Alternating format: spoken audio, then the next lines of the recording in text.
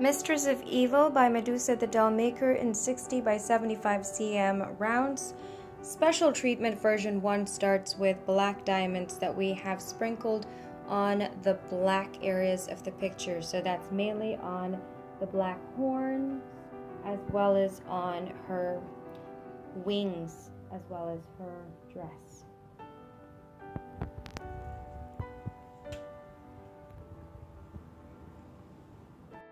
Mistress of Evil in 60 by 70 cm rounds, special treatment version 2, now adds magenta crystals that we have used for the earring that she has.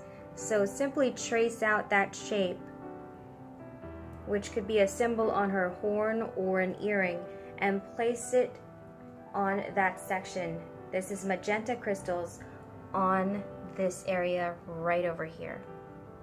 And this is for version 2 of special treatment for Mistress of Evil. Mistress of Evil in 60 by 75 cm round, special treatment version 3, now adds electric diamonds for Medusa the Dollmaker's signature.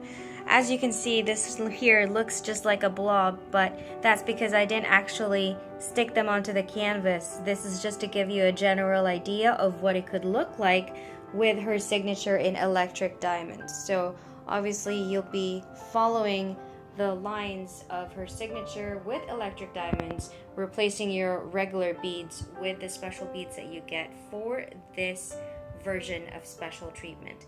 If you do not wish to do that, you can also simply sprinkle your electric diamonds in the background, and this then will give it an overall glittering effect aside from the special beads that we've placed on Mistress of Evil herself. So you can place the electric diamonds in the background, or do as what we've done over here and kind of used it for Medusa's signature. So once again, for version 3, we've got magenta, black diamonds, and electric diamonds. And don't forget that this kit comes with free crystals, plum crystals, and also pink ribbon crystals.